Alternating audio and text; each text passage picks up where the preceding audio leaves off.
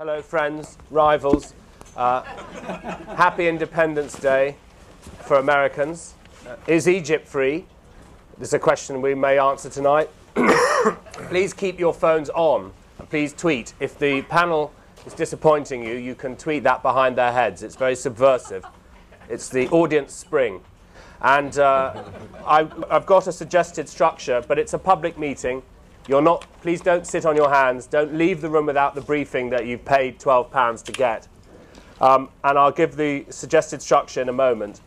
But first, could I ask the panel to introduce themselves with a sentence or two and tell us what they would like us most to go away from the room knowing about this subject. And if I could start with Maha. Welcome back. Lovely to see you again. Thank you. Please give your name and so on. I'm Maha Azam. I'm an associate fellow at Chatham House, but I'm here today as an Egyptian, as someone who has waited for this change for a very long time.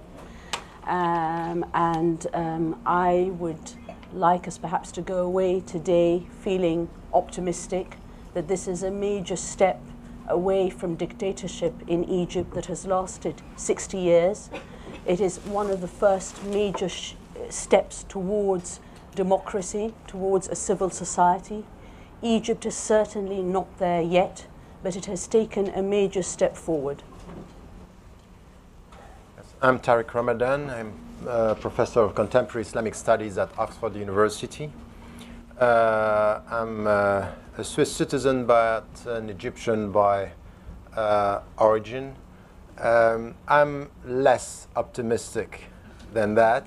I'm cautiously optimistic, but I think that the only true revolution that we had is an intellectual revolution, people understanding that they can change something. But I don't speak about a political revolution, and I don't speak about spring even. I'm less convinced that we are going towards the right direction, even though the symbols are great, the reality is more complicated. Well, this is getting exciting. I'm Omar Ashur. I'm the director of the Middle East program in the University of Exeter and a lecturer in the university as well. And I have really two hats. One of them is the scholar hat, but also there is an activist hat. I co-founded this movement called Masrina in Egypt that is a pro-revolutionary, more or less liberal group, but has everybody on its board of trustees, from the social revolutionaries on the left to the Salafis on the right, and everybody else in between. And took a study leave from the university since January, and more or less was working on the security sector reform issue and the Islamist military relations, one for practical purposes and one for research purposes. I see this presidential elections as the third victory of the revolution. The first victory when, after the 18 days toppling Mubarak, and then the second victory in the parliamentary elections when the Egyptian people did not vote for his cronies, for the National Democratic Party affiliates and offshoots.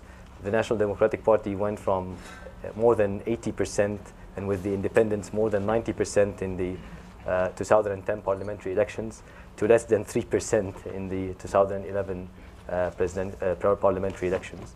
And then this is the third victory. We're not there yet. It's still a third battle. The war is not over. It's a struggle that keeps on going. And I'll stop here because Paddy is going to kill me. It's a long sentence. Sorry. But you're an academic. That's Yes. the academic part of you, isn't it? That's it.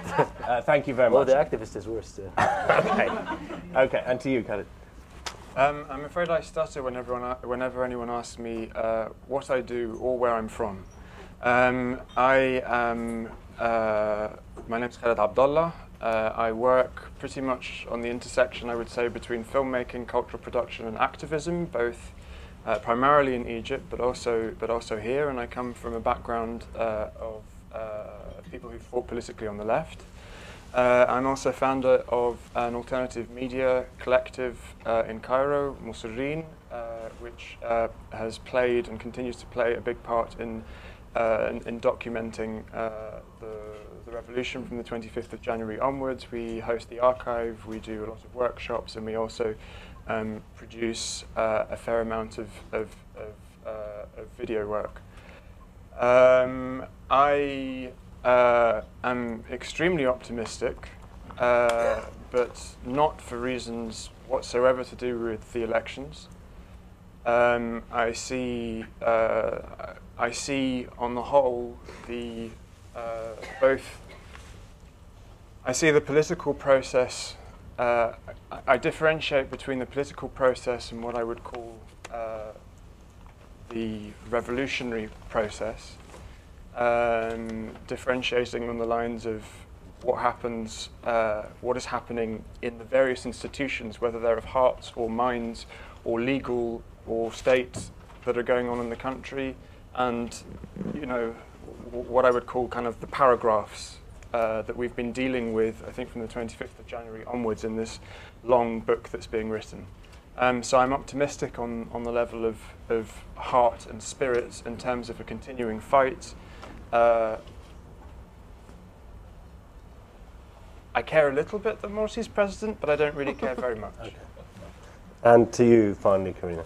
My name is Karina Kamel. I'm a correspondent for Arabic language channel Al Arabiya, based here in London, but covering the region, the Middle East region, and also Europe. And I guess as an Egyptian, I can say that I think that a lot of Egyptians are still kind of grappling with the magnitude of what just happened, not just with reference to the elections themselves, but really over the past year and a half. And I think there's a lot of scars, and I think there's a lot of shock and a lot of really mixed emotions. And I think the struggle in the coming period, may be between the Islamists and the military, and kind of the obvious choices. But I think the struggle really is within Egyptians themselves, and reconciling what Egypt is today and how Egyptians define themselves and define their country. So I think it's going to be a lot about identity going forward. So I suggest we divide the evening into 3 sections. I've just removed one, and I'll tell you later what it was. Can Mohammed Mursi bring the country together and be a leader for all Egyptians? Number 1. And if you keep your questions when they come to that. And then number 2, the role of Scaf, the military and so on. How much power will they allow Mohammed Mursi to wield? And number 3, the challenges at home and abroad to take in the country, the 12 million people who voted for Mursi's opponent, and the former Prime Minister, and the relations with Iran, Israel and the US, and of course Arab countries. So that will come last, and then closing thoughts. So given what we've heard, can I ask you first, Tariq, to give us the case against optimism for the question, can Mohammed Mursi bring the country together and be a leader for all Egyptians? And this is the open part of the meeting. That's good that you are starting with me. I wonder why. Look, I have a main problem with the election itself, because I think that if you want to bring the society together, you should be a president with some power and authority, which today it's a symbolic. The elections are more symbolic than anything else. I think that all the power and authority that he could have had just before the election were removed by the army. The parliamentary representation is no longer there. The constitution is not a reference. So he's in power. It's symbolically great, and we can be happy with this. This means change. Now for him to achieve a policy and to say, he said it when he was in Midan al-Tahrir, he repeated, I am the president of all the Egyptians. But I think that within the society today, from behind the scene, the critical role of the army deciding which kind of power he's going to have will be the decisive factor. The second thing which is important is that we have forces within the society that are playing against his authority. 3 things. The liberal, of course, they were at the forefront of the whole process at the beginning. The second is the Salafi. Never underestimate the Salafi equation everywhere, from Mali to Egypt to Yemen to Syria to Tunisia. It's going to be a huge factor from within, and they are going to challenge his religious credibility. And this is the second tendency. And the third one, of course, as I said, between the liberals is the army. So I don't see anything which is a great democracy. The only thing that I'm seeing now is a democracy or an apparent democracy under control. And I think that we are witnessing much more a military coup d'etat than a democratization reality? I don't have a problem with the vast majority of what you've said. I remember sitting here and saying very early on, over a year ago, that the army represents a major challenge and danger to the political process in Egypt, and it still remains the case. The whole issue of military-civil relations is going to take a long time to resolve. And we're coming to that in section 3. Yes, no, but that relates very important. It's a very important point in relation to how we perceive Mursi and the success so far. Definitely, the challenges are enormous. But is he the man today that can bring Egyptians together? In reality, we were faced with two choices: him or a return to the old regime through Shafiq. The majority of Egyptians, even though it may have been a slim majority, voted for this man. He is the elected representative of the people.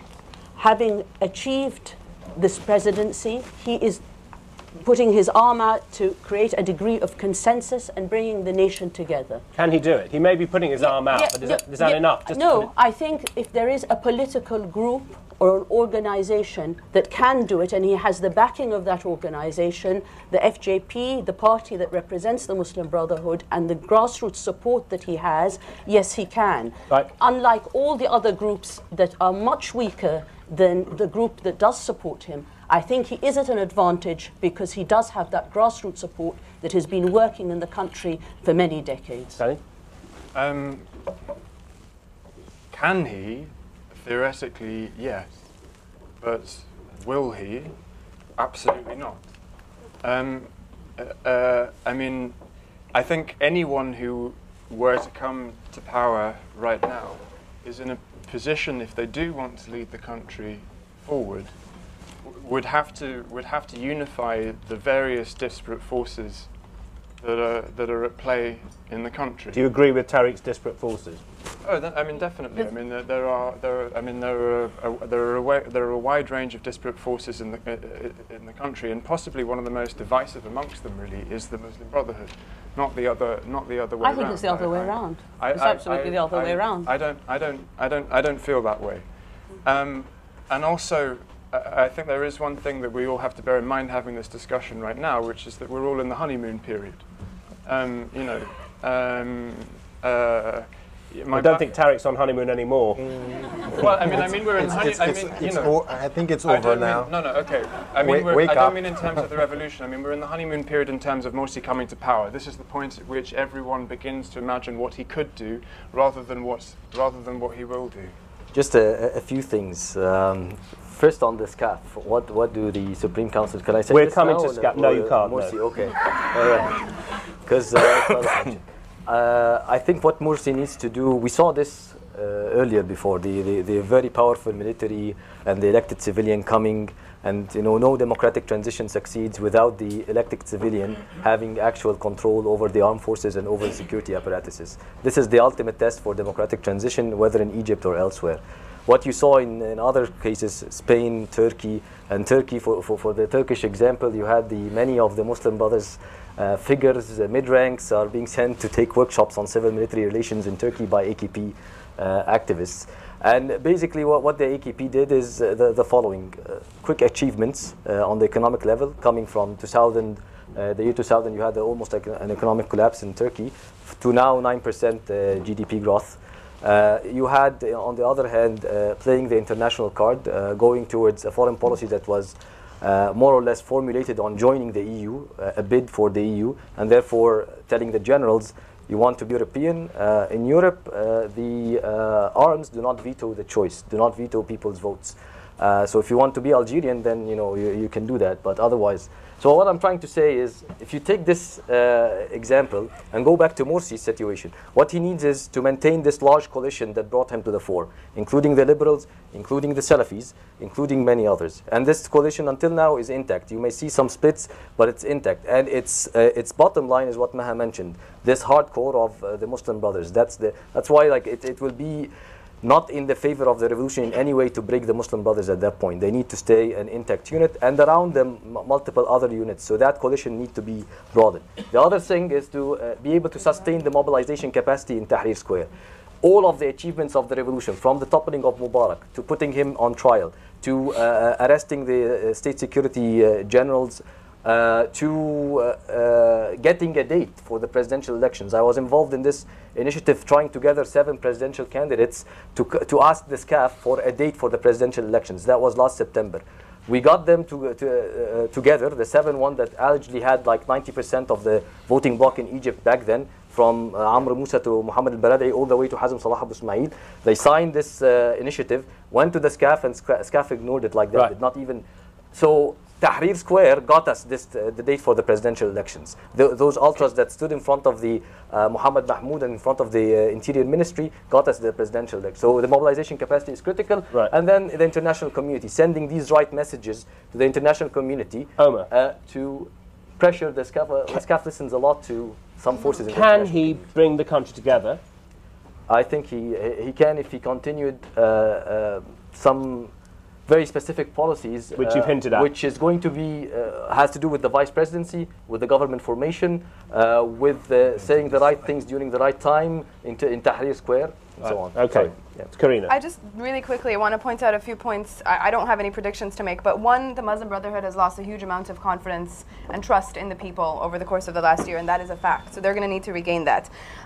Number 2, I've spoken to a number of liberal groups. I'm working on a story about this actually, and I've been told by a commentator I'd like to not name at this point, but basically they said that the more that Morsi distances himself from the Brotherhood, the more likely people will be interested in joining his cabinet. It's been a few days now, and there's been a lot of speculation about who may or may not join his cabinet. No one knows exactly what's going on. Perhaps our panelists may have some inside information.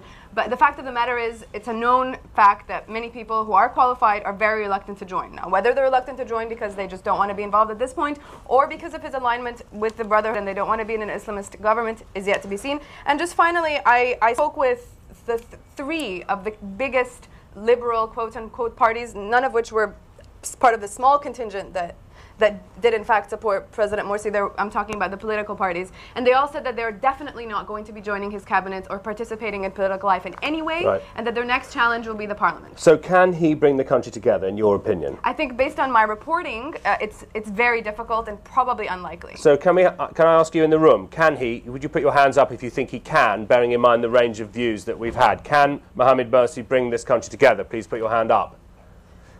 Right, pretty glum. Can he not bring the country together? Put your hand up. Right, so those of you who think he can, would you like to, someone who said he can't, would you like to take the public part of the meeting? To you, sir, yes. Don't go on, too long. I won't. No, but do let us know why not, and we'll have a discussion with the panel. For the simple reason that the Islamist agenda has always been repressive, to punish their own sisters and daughters. That's the first thing that they do, as they did in Afghanistan and Somalia. They have no economic plan, and they simply cannot mobilize enough ground support to outwit the generals. Okay, you've said quite a lot there. People will want to respond. Maha, you first. I think the problem is that that kind of statement still reflects quite an old view of what is quite new. The people that are at the helm today, Morsi and the new political party, and the way that they want to work towards creating a civil society in Egypt does not reflect a lot of these views. Certainly these are worries. They are going to have a major challenge dealing with the military. They will have a major challenge dealing with issues such as women and Copts and so on. These are major challenges. But the point is that what you have at the helm today is a political structure that has moved on and away, increasingly away from the Muslim Brotherhood.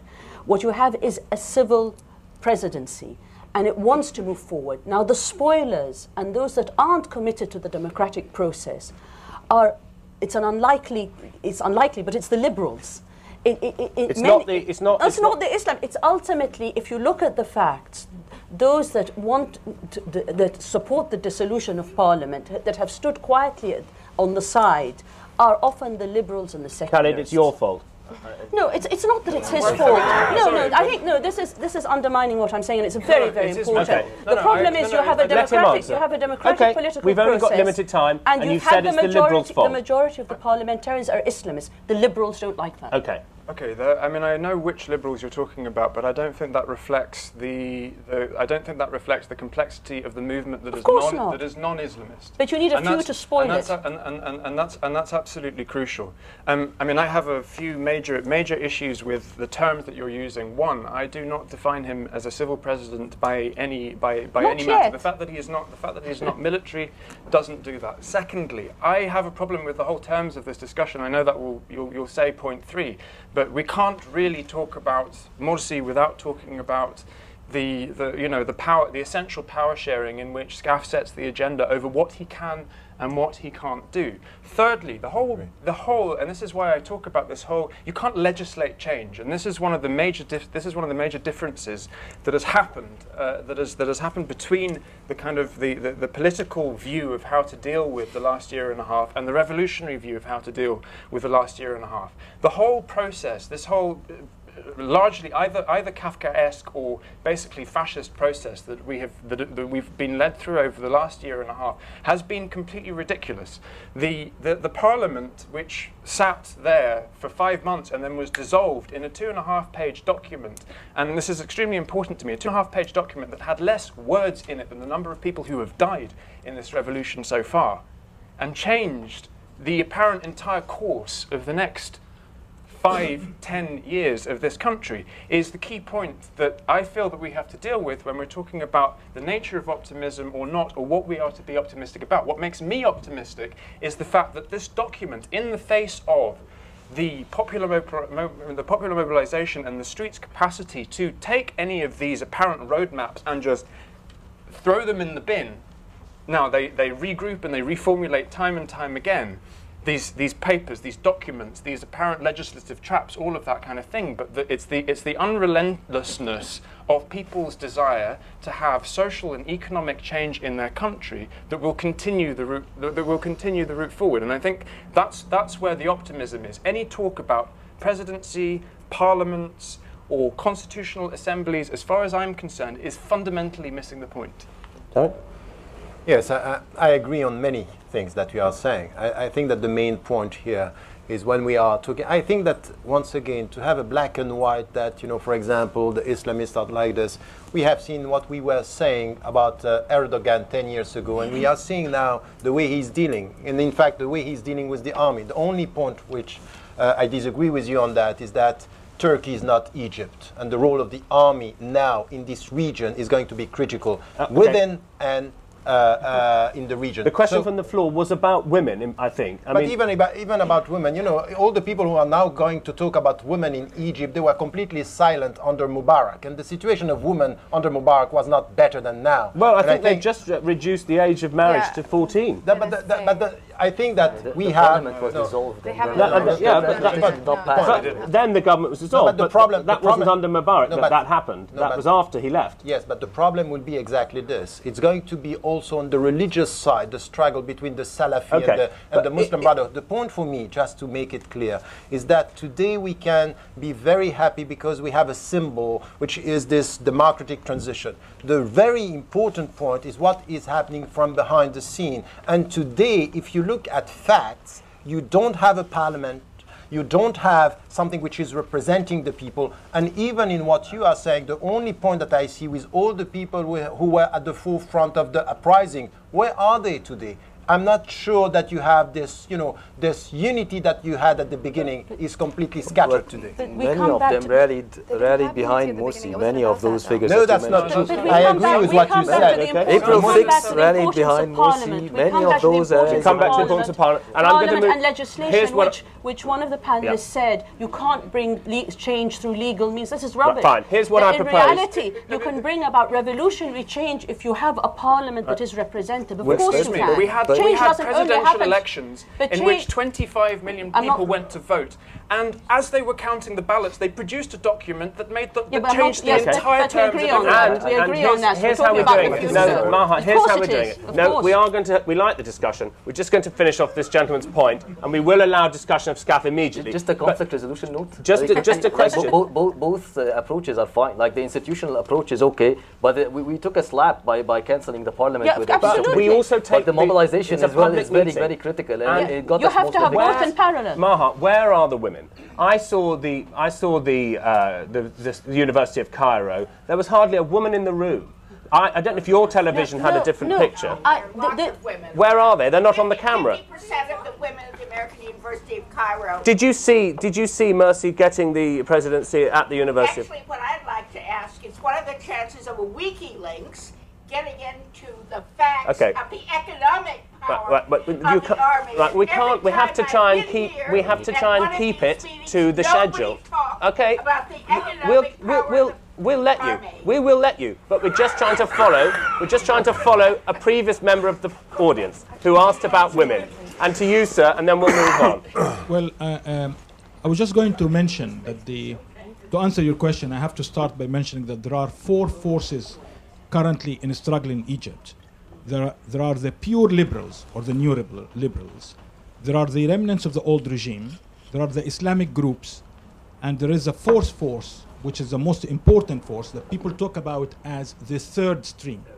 The third, the Islamic groups and the Muslim Brotherhood are the problem and not the solution, and they will never be the solution in Egypt. The Muslim Brotherhood will never be the solution. The Muslim Brotherhood will never be the solution in Egypt. And Mr. Ramadan is an apologist for them.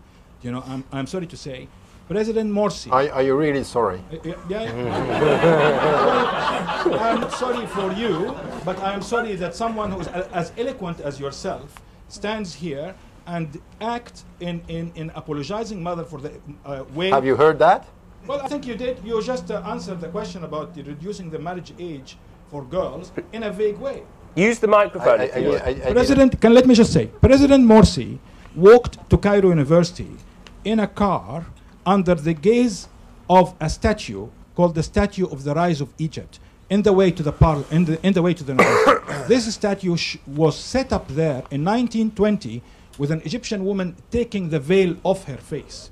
What we are going to face now is the development of and the legalization and justification and apologizing for years of putting Egyptian women back into the cage. And I'm afraid, you know, under President Mubarak, there has been a lot of laws, and a lot of legalization that emancipated Egyptian women. That's fine. So it's a gentleman who's still worried about women. Would you like to have the closing thing on this, and we'll move on, Omar? Just President Mursi. No, go ahead. Okay, just the idea of empowering women is very critical, and it was part and parcel of the objectives of the revolution. President Morsi mentioned that he will appoint a vice president for a female vice president, which will be a first ever in the Egyptian. Well, that's the issue, the mandate versus the official status. If she has a mandate to change things in Egypt, then I think we may move forward. If not, then we'll be stuck in I propose moving on. Tarek, yes, you can have a right of reply. No, yes, because, you know, when you are attacked in such a simplistic way, you may have to... Let him answer now. Let him answer now. Let him answer now. Please, yes, it's a very simplistic. Please. Let me finish. Please. Can I respond? Please. You may have to read the book and to know what I'm saying. I know who you are. I read everything about you. About me. Have you read what I read your debate about the Okay. You read my debate. That's fine. That's good. You must try and respect the public meeting. Let me finish about this. Because I think that beyond your judgment and attacking the people, you might have to think and to deal with the debate. I have one. Let me finish. I mean, he is sitting on the forum. I'm happy to we gave you a microphone, sir. Everyone. The starting point of people celebrating democracies to listen to the people they don't agree with. Okay, this is the point. And my question is. Go on, Tarek. Go on. So the point is this. The point is this one. Whatever is your take on the Muslim Brotherhood, and I have been very critical, and I'm still day in, day out in everything I'm writing. contrary to what you say. But I have one question which is critical for me. Whatever is my take on the Islamists, at the end of the day, if we have a transparent democratic process and the people are choosing them, are they part of the solution, or are you going to say that the people are wrong? Are you accepting this? This is the only question I have. Okay, fine. And we will come to this. Hitler. Well, look at this. Look at this. Is not a simplistic. I'm sorry. Morsi is Hitler. Fine. No, we're going to just move on. I'm glad that there's debate, but I feel pressure from the panel to include the role of Scaf urgently, and I think you asked me to accelerate and get to this. Could we leap to this section now? The question being, how much power will Scaf allow Mohammed Mursi to wield? Would you all like to have this, but would you start? And we'll go round and everyone, and we'll come to the audience as well. But you start us. Okay, for the Scaf, there is a minimum and a maximum. The minimum started being a veto power in anything that has to do with high politics, sensitive foreign policy issues, national security issues. Immunity, legal immunity from any corruption or repression charges, and more importantly is the economic empire. The Scaf has a military-industrial complex that does not pay taxes, that has preferential customs and exchange rates, that has land confiscation right. It can confiscate any piece of land in Egypt and the treasury gets nothing, gets zero. And moreover, they have an army of workers who are conscripts, soldiers, conscripted soldiers, and they are in a slavery condition, more or less, you can call it that.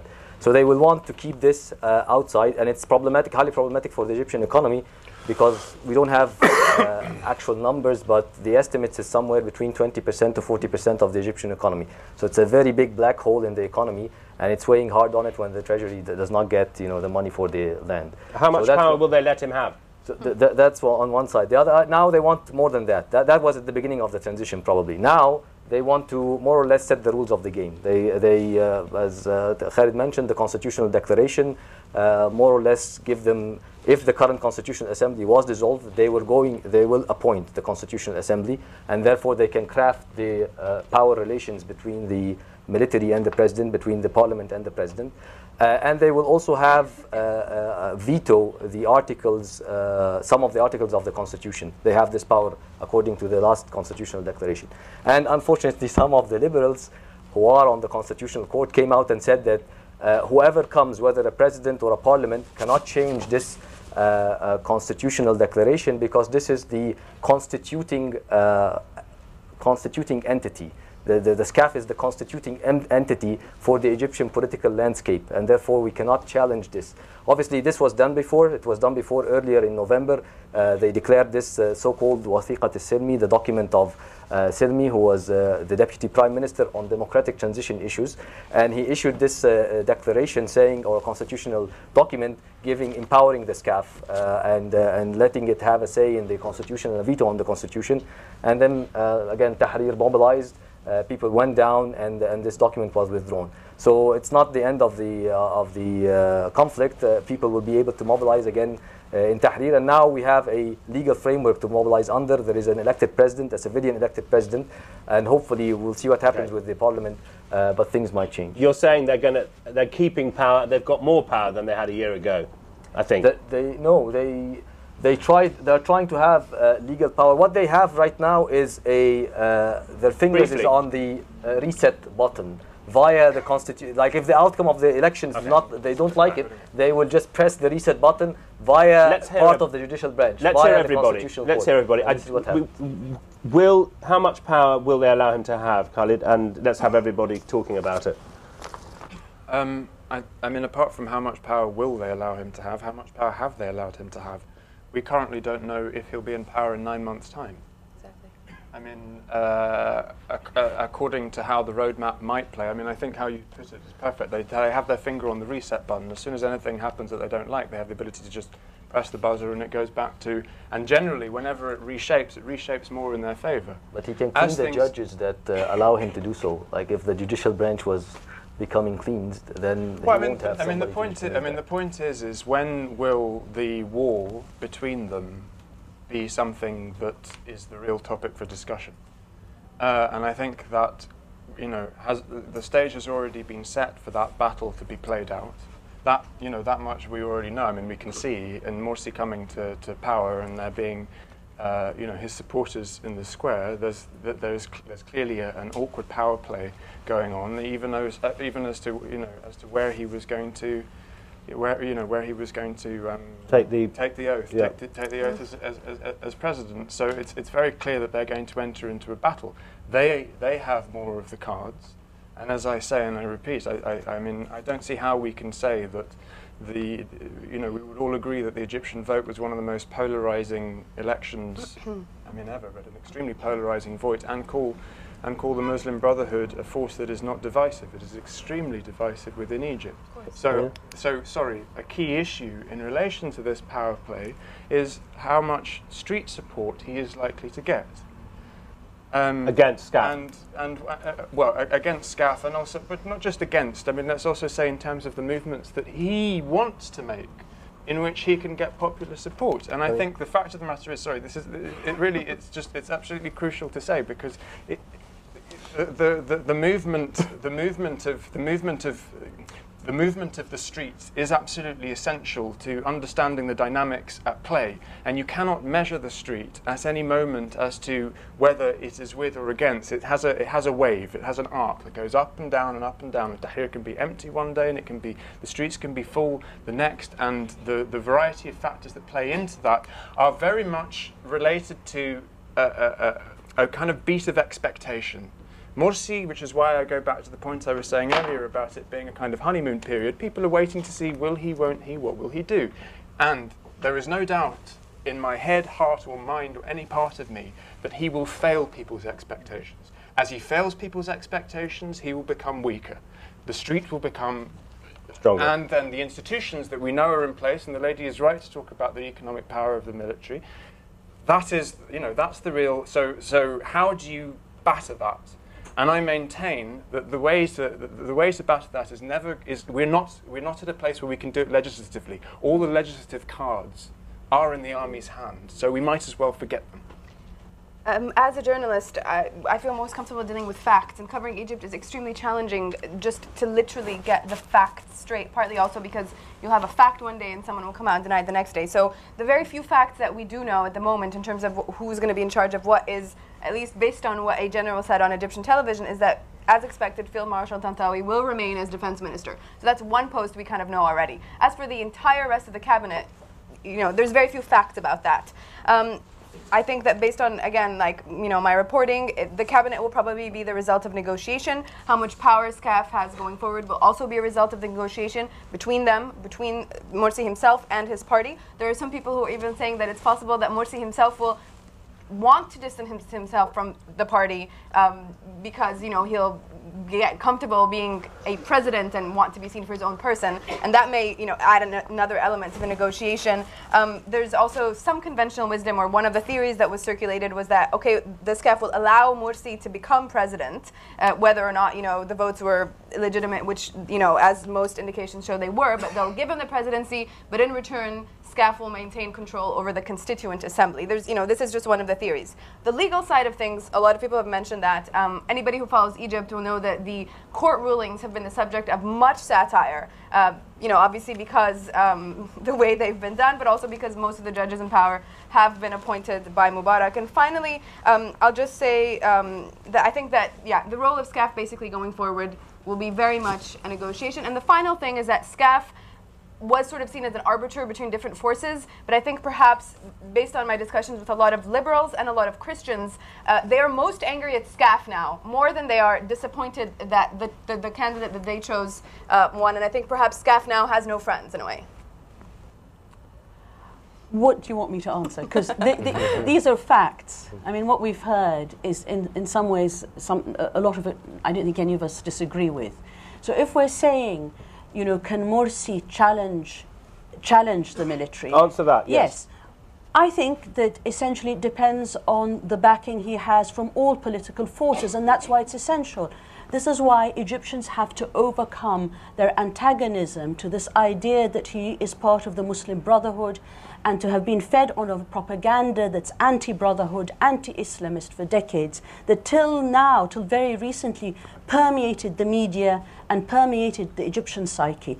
If they can overcome that and listen to what this man is saying and what the FJP is saying, oppose what they don't like, support what they like, and if they want to challenge this bunch of elderly men, the Supreme Military Council, that I think are scared.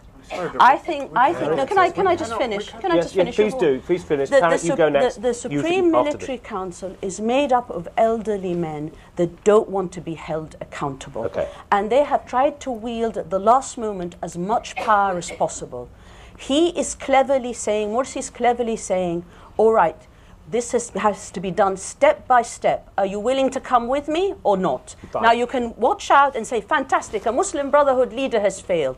Or you stand with him now to challenge the military and then play politics. Tarek, to you, then the audience. Yes, I just want to say a few things, because I think that, once again, if we talk about politics and only about politics, we end up talking about this polarization within the Egyptian society. But will you address Scaf in your reply? Of course. But this is the point. It's when we talk about this from behind the scene, we should understand that this polarization. I tried to talk about this when I was trying to deal with facts in the book, trying to understand what was happening. In fact, the point is deeper than that. And the point is, when we talk about the military and Scaf, it's, once again, it's not a political force.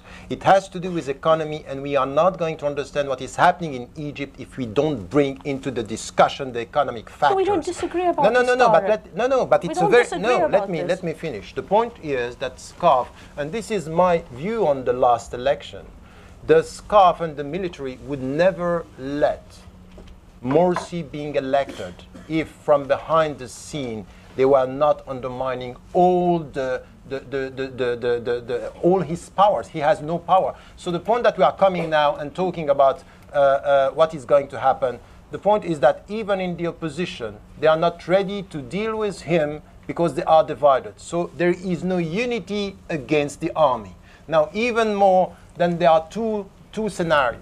The first one is to let Morsi be a president and to lose all his credibility, as the party lost lots of credibility. And over the last year, the Muslim Brotherhood lost credibility within the society. This is one scenario, is go ahead and you lose credibility and you will come back to us. The second is to decide for him who is going to be in charge of some critical position. And this could happen. And at the end of the day, the point is the reality of what is happening in Egypt. Last point, please. Last point. Because we are talking about Egypt as if everything which is happening from within and inside Egypt.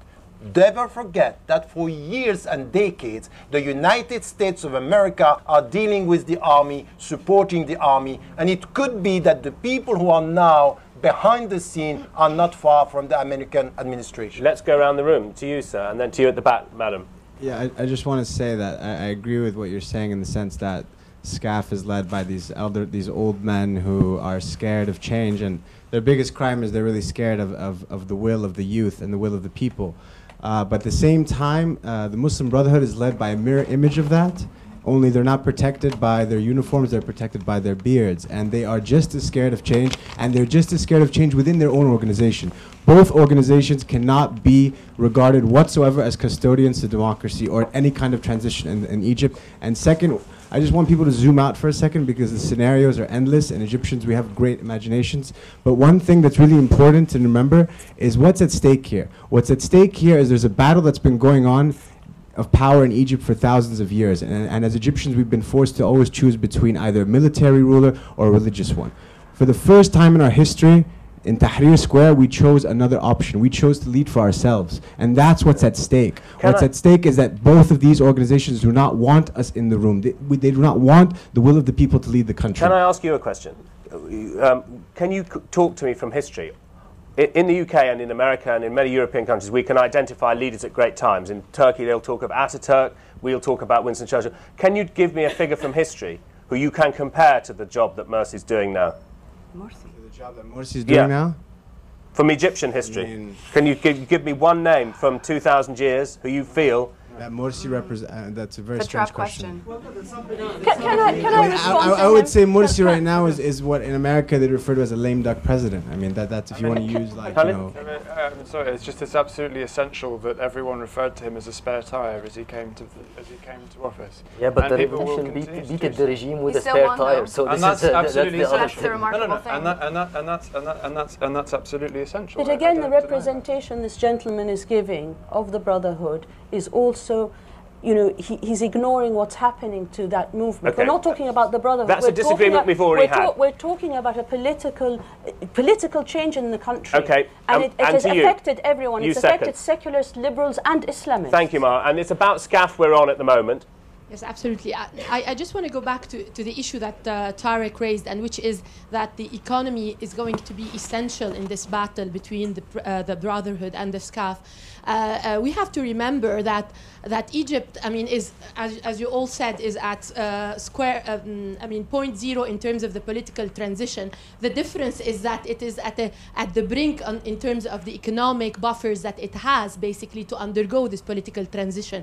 And I think today, the extent to which there could be further erosion of the resilience of the economy that Egypt has shown by the policymakers is going to play one way or another in the favor of. Will Scaf give up any economic power to Mursi's government? I fully agree with Omar that we are unlikely to see sort of a dismantlement. But however, where the battle will play is on involving the international community in supporting basically the different candidates, and particularly the Gulf, bringing the Gulf into this battle, Saudi Arabia versus Qatar, into this this economic. You've taken me away from Scaf, and I'll come back to you if you stick on topic. I'm not Scaf. pessimistic, by the way, Ali.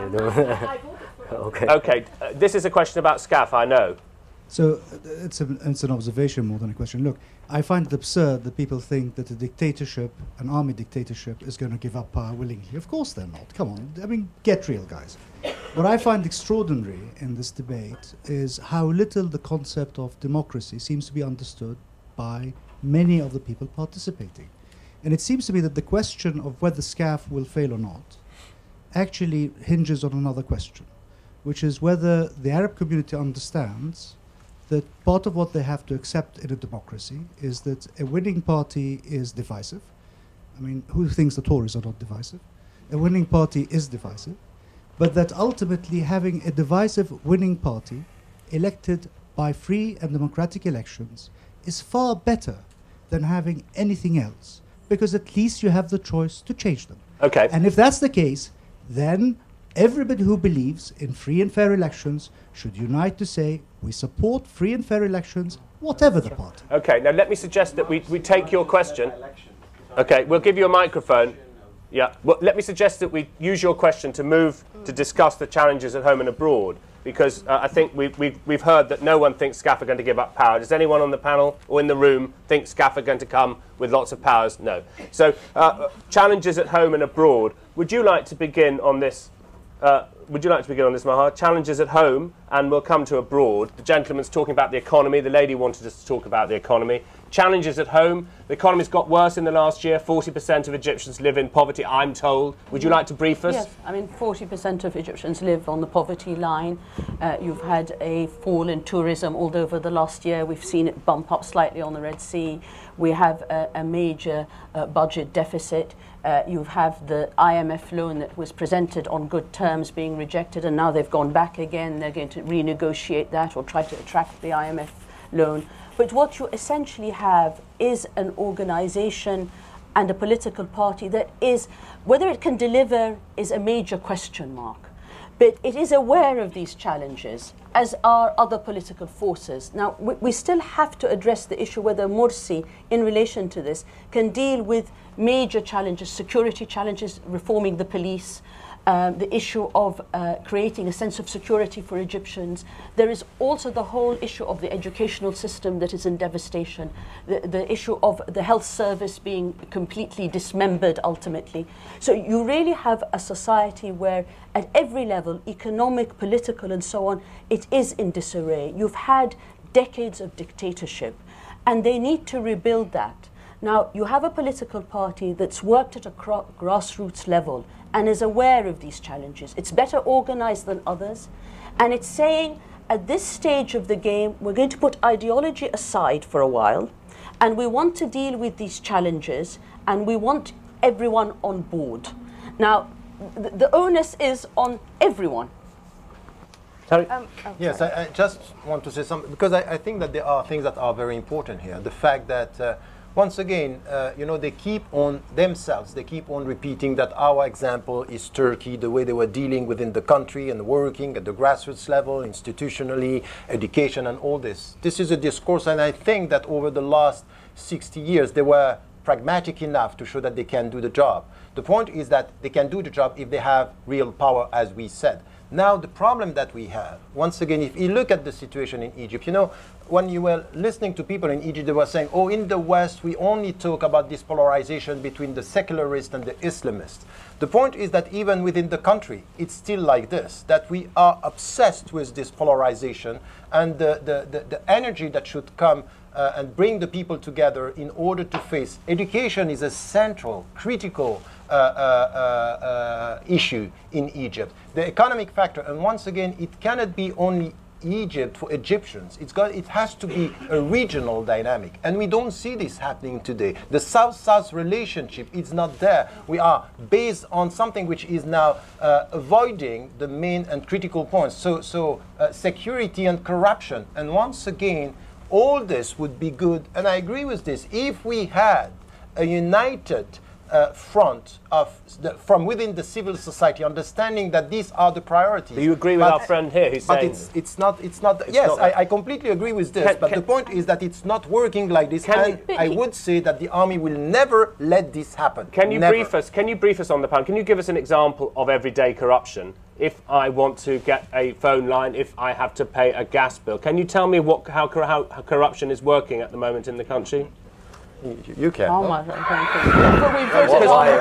We're here for an education. Can you just give us a few examples on this question of corruption? Just for very simple issues like trying to get a driver's license or something like that. If you want it quick, you just slip 50 pounds, 100 pounds, and you get it quick. So the whole mini bribery is still going on. Although now after the revolution, people are very much aware that this is not going to be tolerated. And you had the judges in there was some foul play in the parliament, right, in the elections, whether the parliamentary or the presidential. But one of the reasons that the judges were very strict was that they did not want their image to be undermined further during this period.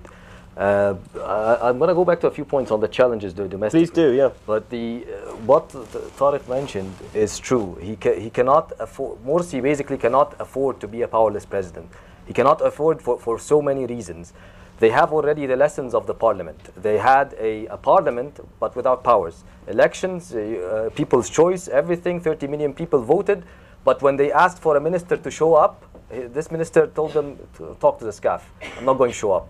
I'm not going to be insulted. They didn't have the power to form a government or to sack a minister, just to question a minister. And again, he did not show up. So they don't want, and they lost. As Tariq mentioned, they lost their not credibility entirely because they were still won the presidential elections, but in some areas they lost some 25 between the parliamentary elections and the presidential elections, some 25% support, minus 25%, and in other areas more than 50%.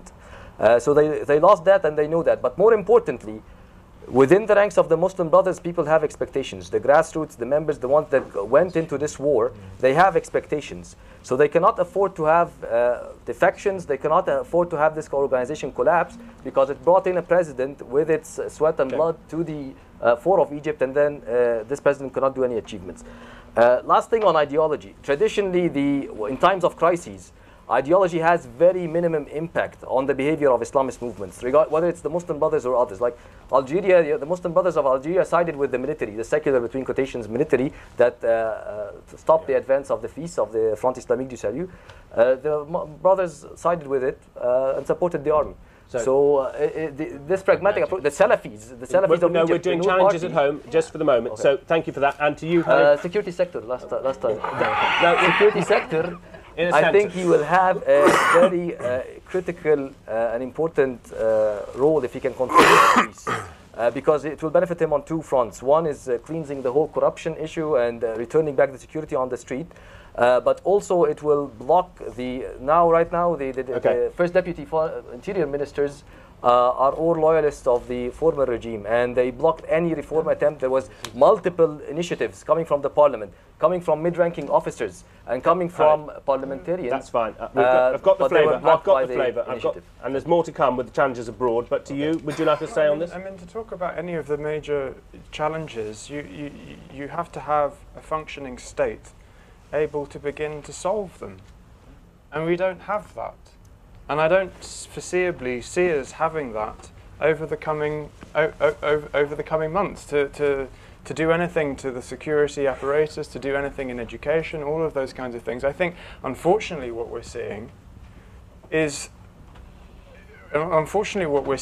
this constant sort of an optimism followed by a few steps to try and do something, followed by a return to what is actually worse than the default position. And I believe that we're going to continue to be in that position actually until, and there is a kind of general point of agreement, but we disagree on actually what it looks like in terms of this issue of how and who unites. I mean, there needs to be a broad unity in the country, and there needs to be something where ideological differences of a sort are put aside. Unfortunately, I actually think what we're going to see in the coming years is, contrary to what Maher is suggesting, in my opinion, I think we're going to see the greater fragmentation of one of the few unified forces in the country, which is the Muslim Brotherhood movement. I think we're going to see the increased fragmentation of that. And actually, I mean, and again, to go back to the issue of democracy, first of all, we really have to answer this point, and I don't know if I speak for myself, I don't know if I speak for the panel on this, but I mean, in my definition of a democracy, the institutions the institutions and the civil society and having a functional civil society is absolutely essential to that. I don't just see it as something where someone goes and puts their ballot in the box and then kind of goes, well, what are you going to do for 5 years? Or, no, I don't think it is the key, I'm afraid. I'm afraid I absolutely disagree. Sorry, historically you're wrong. Okay. Well, coming to you, Karina. Historically, I'm wrong, but if I do not participate in the future of my country on a daily and a weekly basis or a monthly basis, if I do not participate, then I am not, in my opinion, in a democracy that. But no one's saying you shouldn't. I'm not saying that I should. I'm responding. I think he's saying that. You may finish, and then you may. And therefore, the key question remains for me, the key challenge for the country. Yeah. Not for Mursi, because I see Mursi as a card that is basically going to be burnt quite soon, because I'm afraid I find it unrealistic. I mean, maybe it would be great if it were possible, and if you were a unifying leader, able to get all of these forces together who would decide, you know what, we're going to put aside all of our differences and we're going to concentrate on education. I see that as completely, I see that as unrealistic for a whole series of reasons. I lay the blame a lot of the time on the Muslim Brotherhood rather than it's very pessimistic. I think you feel that your revolution was stolen from you. I think you just... No, I don't feel it's been stolen at all. I feel like it's continuing, and it has to continue, and that's the solution. And what we've seen successively over the last year and a half is a kind of one step forward in terms of what the steps are in order to need to do it. Yeah. Don't forget that on day one of when this revolution started, the people in the army were one hand. That is not the case now. Yeah. The Muslim Brotherhood were potentially a force that people were going to join with. That is not the case right now. The Muslim Brotherhood have step after step after step made historic decisions which have completely shaken the ground of their relationship with the forces that actually want to change the country. And if we're to talk about the ballot box, then we've got the majority more than voted for Shafi and Morsi put together in the first round of elections that did not vote for them, that voted for something else. So the question is, when will they begin to rise? And it's a huge problem. There's the problem. The political forces. Karina hasn't spoken. That's the critical point, because they right. She's 10 million people voted for that, but they or more than 10 million voted for that. but you had a divided leadership, like the youth movements. Talked to every one of those candidates and wanted them to unite together, and they refused because of ego issues, because of leadership issues, because of lack of And I want Karina to speak now. Karina, the challenges at home, and we'll come to the audience. You, sir, are next. People who haven't spoken are going next as well. If I may, I'd just like to really just take a moment and comment on the economy, because something that really bothers me is that everybody mentions the economy and then moves on to the next sentence. Let's just pause for 1 minute and talk about the economy, because this is something that I cover day in, day out. 3 days ago, the Egyptian government just passed a new budget for the fiscal year, which begins on July 1st. Never mind the fact that the budget was passed after the fiscal year had already began because the parliament had been dissolved and was unable to pass it. This new budget that was passed under the Ganzouri government saw an increase in spending on the part of the government and an increase in wages, and President Morsi also instituted an additional increase in wages. Now, I'm not going to sit here and tell you what's good or bad. The point is they don't have any money to increase their spending. The budget had absolutely no change in the subsidies whatsoever, and for those who may not know, basic goods, including fuel, are a huge amount of government spending. Subsidies are, maybe Alia can tell us more accurately, but they're a huge, I think it's 50% of government spending. And that's the number one thing that needs to happen, and it hasn't happened. So we're in another financial year, so nothing's going to happen for another financial year. That's number one. The Egyptian pound is going to be devalued. That is a fact. It could happen extremely soon, like in weeks. How much it's going to devalue by will depend on the political situation. If the political situation becomes more complex and tensions rise, the pound will devalue by 50% or more. That means two things. Goods locally will become crazy expensive. People can't buy meat anymore in Egypt because it's so expensive. And two, the things that Egypt imports, Egypt is a net importer, i.e. they don't make enough things to cover their own needs. And Egypt is the largest importer of wheat in the world, which is a travesty given the Nile Valley. So all those things will be too expensive for the government and for the people. And just to let you know as well, I like facts. Fact. The central bank reserves today are $15.5 billion. That's enough to cover 3 months of imports. What happens in 3 months? The IMF deal is, people say it's good, people say it's bad. Regardless of the matter, the Brotherhood, I have spoken to various members of the economic team. They will go ahead with the IMF, but get this, they may actually change the terms of the deal. So if they don't get their act together fast and move, everybody's going to lose. And you're happy because the economy's come up, and thank you for raising it early. To you, some facts. Some facts. I'm coming to you later. I'm coming to this gentleman first. I think Karina is absolutely right. I mean, economically, Egypt is in a bad state. And if it's left to Morsi, nobody in the world economy will distance themselves away from Egypt. And I think the military, or the big brother in that case, have the right to step in, to hold the younger boy under their arm, because they know the whole world will be distancing themselves away from Egypt. So you support a little bit of military muscle? Well, basically the revolution started because Mubarak had so many powers. We remember that. Will you answer my question, yes, sir? Do you support some military action? Of course, for the time being, yes. Otherwise, we will be in a complete mess. Would you like to address this? I'm very, very surprised with such a statement. It's very scary for me to listen to something like this. I think that the only way forward for Egypt is really to get rid of this army presence and to go towards something which is a true, transparent, democratic process. The point is that, you know, I never bought this romanticized perception of the revolution, the people coming together. The only strength in the whole process was all the people were against Mubarak and the regime. This is the only unity we had, and this is why the movement was strong. But beyond this, lack of leadership, scattered, divided, this is the reality of it. And behind the scene, the army. Now the point in what you are saying, I remember the President Barack Obama, when he spoke about what was happening in Egypt, half of the discussion was not about we are supporting the people, is about IMF, World Bank, dealing with the issue. And then Egypt is under the authority of the army and IMF. And the Muslim Brotherhood are going to go for it. They are going to go for it. And the point is, whatever they say about Islam as an Islamic reference, they are going to enter into the process. No, and Egypt is we're going to move to the audience. And then we're coming to the abroad question as well in the final half hour. This is about challenges at home, isn't it? It is. Yes.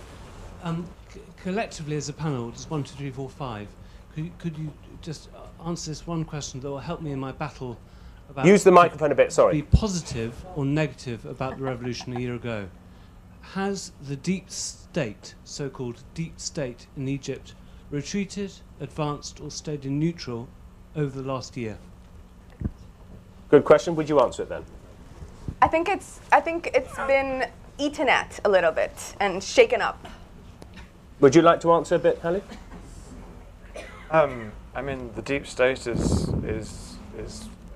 still present. I mean, there's no denying that. But the point at which how you the question is how you begin to either dismantle or chip at it. And I think there's a certain point at which there are chips which take off big blocks, and there are things which are cosmetic. And I think we've seen a mix of both. I think we've seen a mix of cosmetic changes, but I think we've also seen the beginnings of a major culture shift. And one thing I have to say, and maybe this is a kind of one of the greatest weapons I believe that we have in terms of the process of change, which I don't think we can really measure in 1 or 2 years as we're sitting here now. I think we have to think a lot longer. And this goes to the heart of the question for me in terms of Scaf or the Muslim Brotherhood, is that the progressive forces are younger. Those people will die. And I don't. And it's not a threat he's making. Now, that's not to underestimate the powers of institutions. And as a result, I mean, I absolutely agree. What's happening in terms of the IMF, or in terms of the deep structures of what are going on. We can't talk about the deep state in Egypt without talking about the deep state in the world. Okay, and to you in the room? Yes, it's a question to Khaled, because you said that the revolution is going on. So is it against the Muslim Brotherhood or the Scaf? And if in case it's against Muslim Brotherhood, what about the people who elected Morsi? It's against. Well, I mean, as well as it being, I mean, in a sense, it's against both. Right? I mean, unfortunately, we're still in a state, we're still in a position where we're constantly, we're defining ourselves more by what we're against, and we have a strong sense of what we're for, but we don't have the shape of that force strong enough to be able to lead us somewhere. Okay, and the question is, what do we do when we're not in that position? Do we entirely give ourselves over to the Muslim Brotherhood? Do we entirely give ourselves over to the army? I say no. Right. So we're in that position thank you. I'm sorry to interrupt. He said both was the answer to the question. I'm going to move us on and talk about challenges abroad. And I'd like to start with you, Omar. And also, I want to make time for optimism before we leave. Yes, I want to make sure we talk about reasons to be cheerful here. And but we've done an awful lot of challenge. And time again, I hear people reminding me that everyone hated Hosni Mubarak. It's still unbelievable that you Egyptians got rid of him. To me, if I may say, as a little British person, you still perhaps need to be reminded that we still can't quite believe what you've done. But nonetheless, we're talking about challenges. I want to make time for optimism. But the agenda says challenges abroad. So we will do 10 minutes on this. Would you start us? Very quickly on optimism. No. All right, okay. Challenges abroad. Because there is you have some closing thoughts. I promise you. On optimism. You have closing thoughts as well. Great. Challenges abroad. I think what will happen is with Mursi will have to take specific steps with regards to the Palestinian question, with regards to the Iranian question, with regards to the relations with the US. He already did not make much, except in the speeches that he's bringing peace to the world, very vague, and at the same time demanding Dr. Omar Abdurrahman to be released from the US, which was done in the middle of Tahrir Square with a big sign of release Omar Abdurrahman in front of him and the family. So it could have been an emotional gesture, it could have been more than that. His support in Egypt is not that large, so again, it's not an attempt to bind in a larger coalition. But the critical question, I think, would be how is he going to deal with the Palestinian question and with Hamas on the borders? I think the Muslim Brothers will rely a lot on their international links, whether in Libya or elsewhere, to try to bring investments in the country. Right. I think the Scaf is very worried from the links between Hamas. The Scaf sees the Muslim Brothers as having international loyalties. Okay, now you've given the Palestinian question above Israel, where it's linked, and above Iran, above US. Tariq, do you agree with what we've heard? Yes, of course, there are. That's number one. No, I'm not sure it's number one. I think that we, of course, in the region, the Palestinian-Israeli issue, it's critical. But I think that there is something that we are missing in the perception of the new Middle East now. The Middle East and the new Middle East is shifting towards the East. And we have to get it right. China, India, Russia are going to play a very important role. And if the states and the European countries are so much involved with Egypt today, is that they see it as it is if China is going to be very powerful in the region, the equation between Palestine and Israel is going to shift, is going to change. So this is a shift in the economic process that we have to understand. So I would say, by saying abroad and within, once again, when we are talking about, between the Muslim Brotherhood and the army, I think that we should be on the side of the democratic process and the democratic forces in the country should bring together, and we should consider the Islamists and the liberals and the people who are the civil society that are all together should be against the army. The army should be the one that we are opposing today. And the second point in the broad question here is be careful. Things are happening now, and the United States of America and the European countries now are seeing things that are completely new in the involvement in Latin American countries. Turkey is playing a very important role in the region. So this is where the whole discussion should be seen in the light of new actors. And for me, the only success for the Egyptian leadership today is to play with the multipolar forces and not to think about Egypt or the Middle East and the United States of America. This is the wrong equation. And Maha, do you think we'll see a change of policy towards Israel, Iran or the US? I think they're going to be very, very careful. They want to maintain more of what we're used to than make any sudden changes. I think we've heard statements about them respecting international treaties. I think when we're talking about the IMF and the necessity to deal with economic challenges, they don't want to upset the United States. I think there's a realization that the United States has enormous leverage on Scaf. It gives 1.3 billion a year, and I think we mustn't remove that from the equation, even though Egypt may be looking elsewhere. It may be thinking of cooperation regionally with other Arab states, with Turkey, with the wider world, beyond Europe and the West. Yes, I agree with that, and I think that would be beneficial for Egypt and the region in terms of its economic development and political development, and it will strengthen it vis-à-vis Israel and the United States as well. But I think at this precise moment, the United States does matter. It matters enormously, and Scaf listens to the United States, and I think the United States knows that it couldn't allow Shafiq and the military to gain the upper hand, because ultimately the whole issue of democratization needs to go in a particular way, even if it means dealing with a so-called Islamist wave.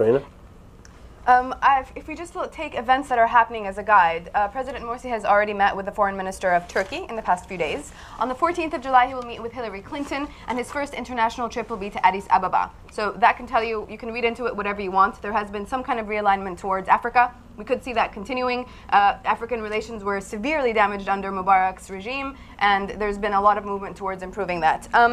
It'll be very interesting to see how relations between Egypt and the Gulf evolve. Already, the Dubai police chief, who's been openly critical of the Brotherhood for a long time, has made some comments that the foreign ministry of the UAE has to backtrack on over the past, I think, day or two. quite negative comments about President Morsi, and the foreign ministry had to basically issue an apology. Saudi Arabia has always been very suspicious of the Muslim Brotherhood, but has already deposited $1 billion, that's $1 billion US dollars, into the Egyptian central bank. That's happened beginning of July. They've already provided Egypt with $750 million in a credit line to help them import fuel, which is essential, as I mentioned earlier, in addition to other millions of dollars for funding some projects. So that'll be interesting to see.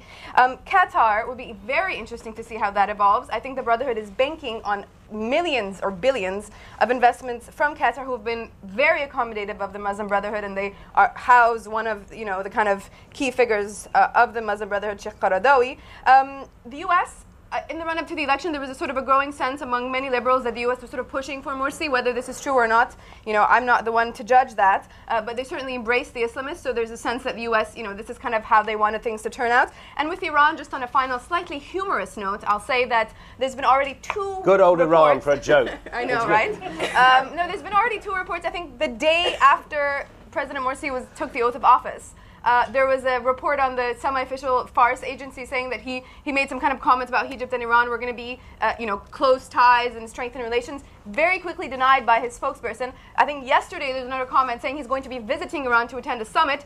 Again, quickly denied by his press office. And in fact, I think they're going to try to sue now the Iranian press agency. So who knows what's going on with that? Wow. Who thought Iran would be the cause of a big joke in the room? It's like, so would anyone like to comment from the floor about foreign relations in Egypt? I hear you suggesting Egypt should, be a power broker. Could it not be a proud player on its own? Does it have to be this country buffeted by all these dreadful foreigners? Is it possible for Egypt to play a much bigger role? That's exactly what they're proposing. They want to revive that leadership role for Egypt. That whether they can do it, again, we're not saying it's going to happen, but that is what's being proposed, that Egypt under Mubarak was a broker. It was basically there at playing the will of the United States and Israel, and a broker between Palestinian factions. And what they're hoping is that Egypt looks beyond that to a leadership role regionally.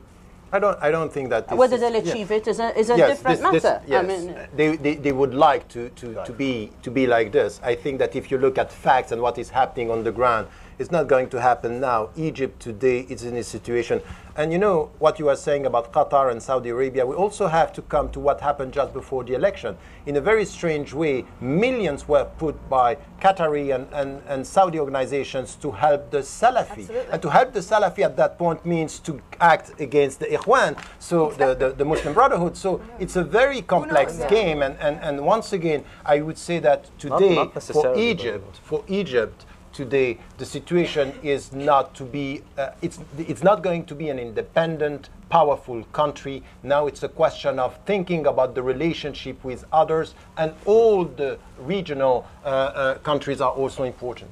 We've got 15 minutes left. Can I suggest that we do this with the involvement of everyone in the room? Can you tell us the positives, and can you tell us how it is that Tahrir Square remains the crucible? As we have the final moments with you, you've told us the revolution's ongoing, Khalid. You've told us that Tahrir Square still maintains a sort of swing power, and many of us living here, we want a briefing. So will you give us reasons to be cheerful, and will you also instruct us about the power of Tahrir Square in our closing 15 minutes? I'll start with you, Karina. Will you give me 1 or 2 positive facts? I know you like your facts. Why Mursi might succeed longer than 9 months? Okay, well, I think one of the reasons is that we had elections that were more or less pretty fair and legitimate, and I think that's a really amazing thing. I think something to be cheerful about is a lot of Egyptians feel very proud that we've come this far and that we've managed to do this. I think... they shouldn't they? Yes, absolutely. I mean, I think that we've survived the last year and a half, and, we're still standing. I think that's something to be hopeful for, positive about. And I just want to say that I think that my hope, I guess, and it's a slightly positive note, a reason to be cheerful, is that the reason that I think Morsi won was because a lot of poor people voted, and the average person doesn't get enough mention in Egypt. Egypt is not Cairo. Egypt is not Tahrir Square. People in Egypt still live without electricity, without televisions. Literacy is extremely high. And those are the people who put their hopes and dreams in Morsi, and I really, really hope he can deliver for them. Is that positive? Well, I'm afraid every half glass is half empty. I mean, every glass is half full, half empty. I mean, you know, I mean, the reasons to be positive, I'm afraid, are that this pretense, in my opinion, that either the army or Morsi and the Muslim Brotherhood are going to solve Egypt's problems. I think that's a complete farce. And so, as a result, their failure will have to result in something better happening. Now, when not that necessarily. will happen, well, not necessarily, well, eventually. You know, I mean, I don't think we can. I've had a fundamental problem, and one of the great things personally that I feel I've learnt from the beginning of this whole process, and it's a massive difference as to how to view the process of what is happening in Egypt. It's not a game of chess, right? There's no process by which you suddenly all join hands and checkmate. It just doesn't. It doesn't quite. The kind of. For me, it's much more like a sea, and there are huge currents. There are huge currents moving this. And from what I see in my experience of all of those massive currents, they are leading in the right direction. Right. Everything else, we just have to deal with. And unfortunately, as far as I'm concerned, the game of chess that has been played at every point has led us to a place where we've had to restart the game again. And we will only restart the game again so many times before we realize that we have to change the way that we're approaching things. And that will happen, in my opinion, with the political force which, in my view, represents the majority of the country, however we measure it, whether by popular movements or whether by electoral process or otherwise. And that movement is the un-Islamist lot? No, it's not un-Islamist. No, it includes Islamists. It includes all the forces. It includes all of the forces in the country. But is it not just the anti-Mubarak group? It is predominantly young. And it includes people who are pro-Mubarak as well. Okay. I mean, this is the thing. It's not the Venn diagram. The Venn diagram shares in all aspects. Omar, some reasons to be optimistic for Mursi and the room coming next. I think what he said so far and what he did just before the elections, from trying to attract a large coalition, a very wide coalition, that included youth groups that Khaled talked about, that included liberal movements. Some figures, I mean, a guy like Alaa al-Aswani, of all people, you know, supported Morsi. And also, I think now it's time, like, talk is cheap, obviously, so now it's time to make some serious commitment to these groups and to these movements. And that will be reflected in the government formation process.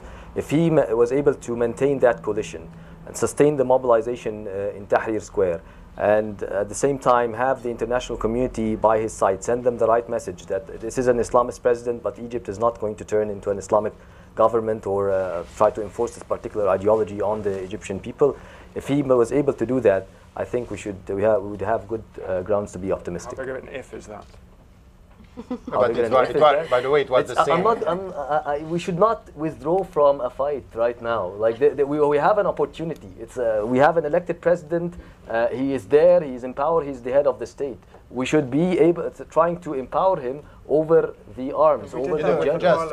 No, we did not do that with the parliament. I think there are as many ifs in what he's saying than in what you are saying on the long run. At the end of the day, I think that if we look at the situation, you know, I never, for example, use the concept of revolution, Thawra, old spring. I'm not talking about this. I don't really think that what we are witnessing is a revolution. Can I really comment about that? I really need to comment about that. I know that the people, they liked, and you know, I take it as romanticizing the whole process. There was a movement, but at the same time, there is a chess game over there.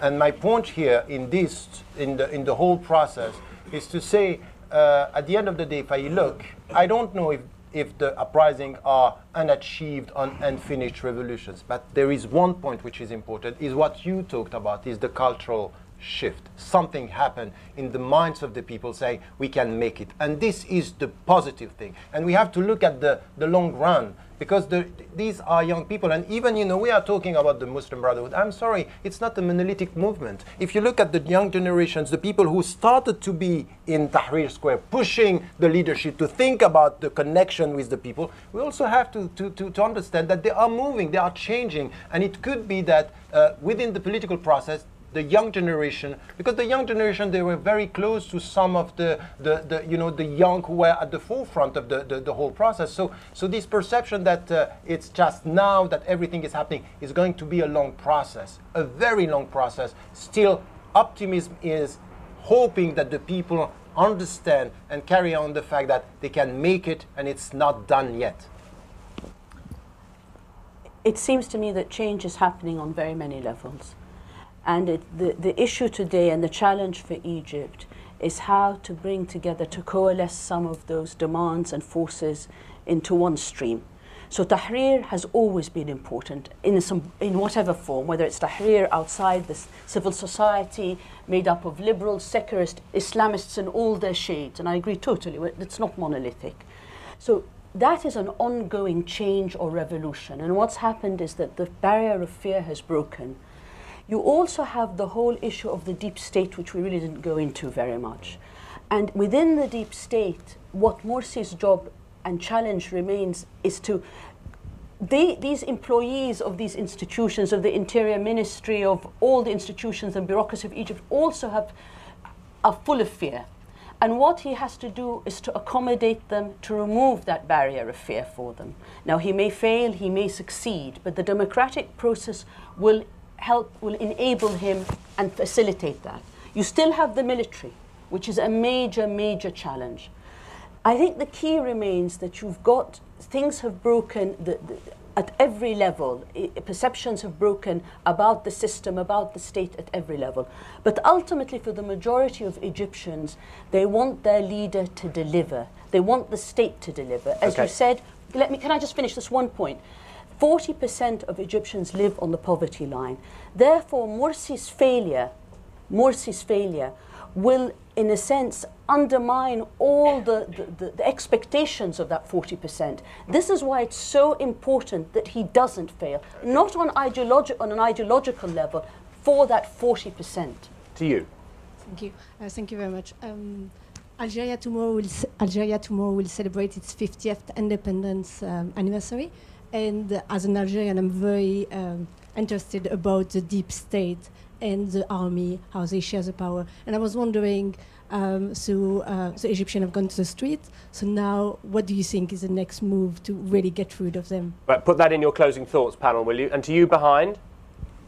I think one thing that's not totally understood in the Turkish example, which I think it's a very good thing to bring up, is that the Turkish military created the AK Party. They bumbled throughout the 1990s by banning Erbakan, by banning Refah, by banning Fazilet, putting him in jail. And how did he behave? He didn't use the streets.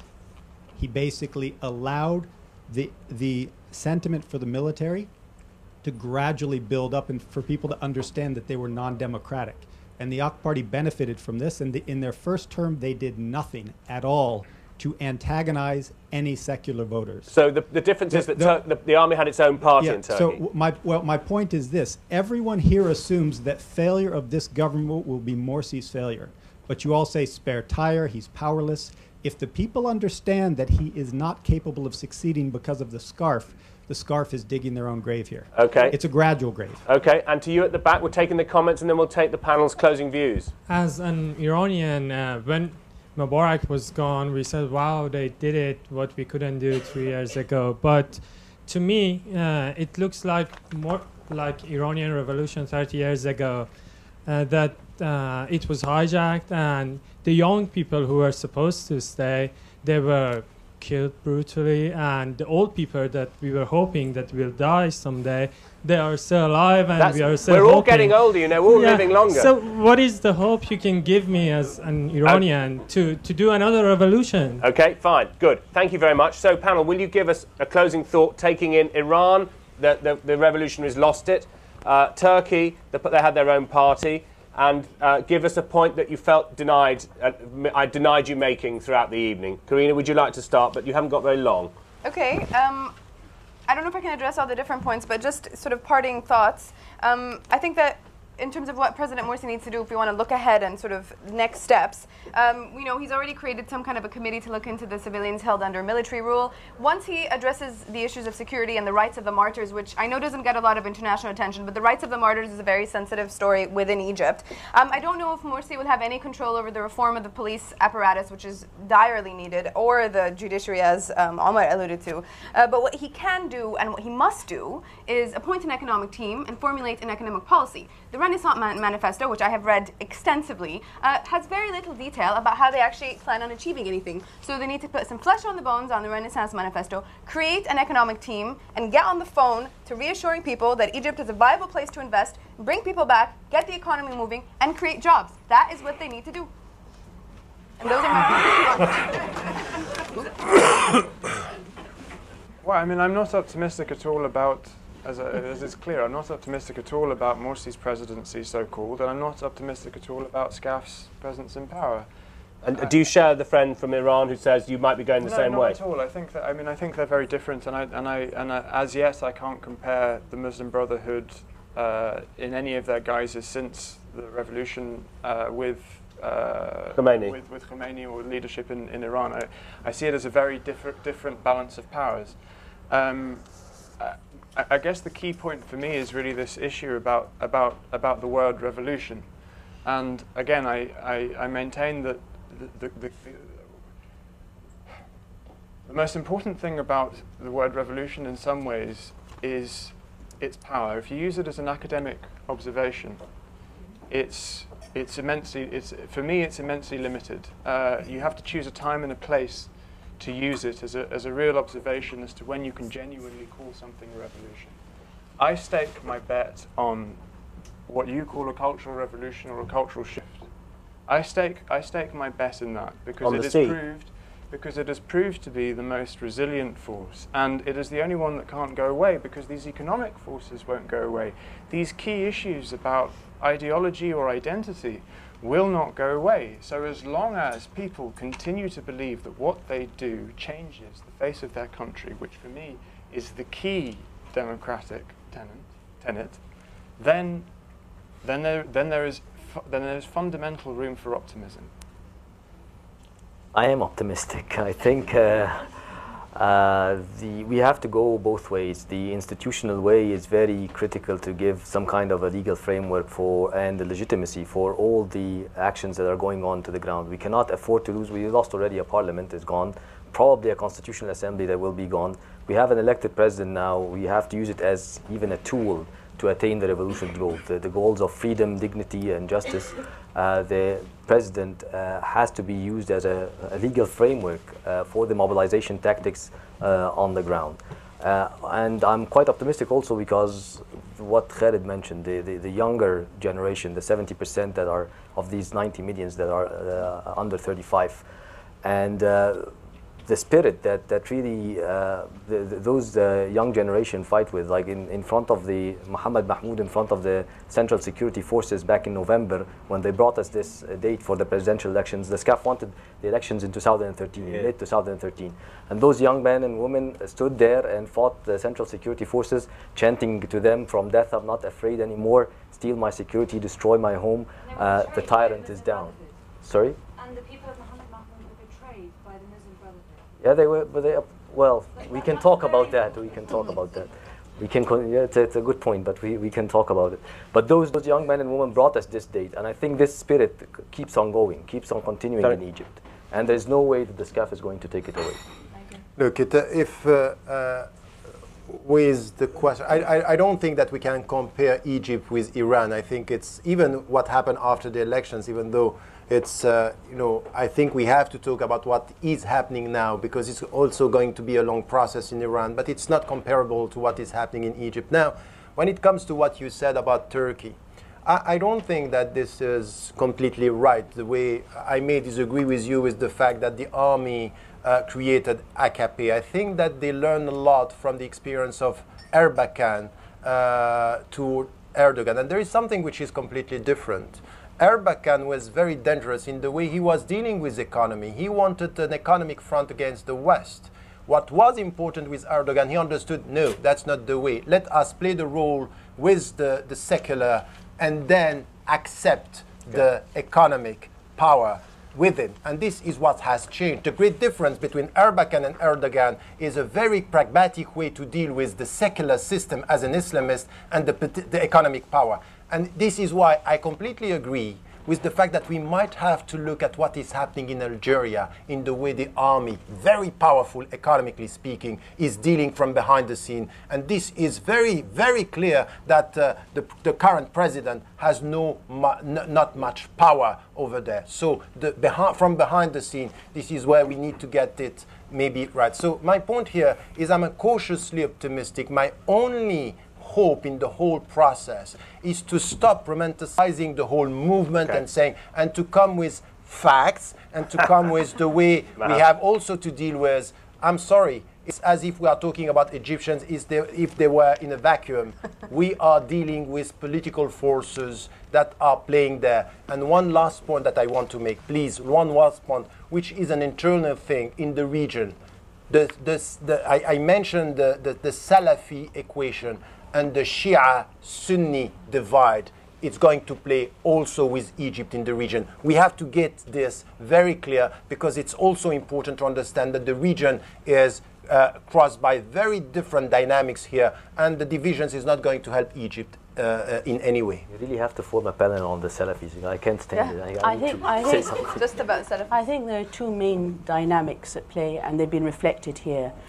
And the main one is the revolutionary one that sets the agenda. Revolutionary in quotes, for Tariq, revolutionary in whatever form. And it's made up of all shades and all orientations. And that will continue to set the agenda if it is still willing to come out onto the streets. And I think that is very, very important. And in that, I'm optimistic that they won't stop coming out, that they won't stop demanding. But I think we've also moved forward in the right direction, even though we have a presidency whose wings are clipped by Scaf. He's at least made it there, and he's not one of the Mubarak team. Now that is important because there is the whole middle and lower middle class of Egyptians that want their country to go back to normal. Right. They want their traffic to work, they want their rubbish to be collected, they want their hospitals to be fixed, they want their schools to be, sorted out. And the point is you need a government and you need a parliament and you need a legal system that's independent. You need the rule of law. Now, these are the major challenges. But I think one of the first steps has been taken. Now, he is in a position, Mursi and his cabinet, he is in a position where once he has a parliament again, the battle begins. It depends to what extent they're going to be independent and to what extent, step by step, they're going to undermine Scaf. They can do that with the help of the street. And I'm going to take a question from the Twitter sphere. Is Mr. Rod one in the room or outside the room? I'll pose the question. Are you Mr. Rod? Okay, Mr. Rod, you can pose the question, but it's what's known as a Twitter sphere entry, but you can't have the whole panel answering you. You can ask one of them your question. Please.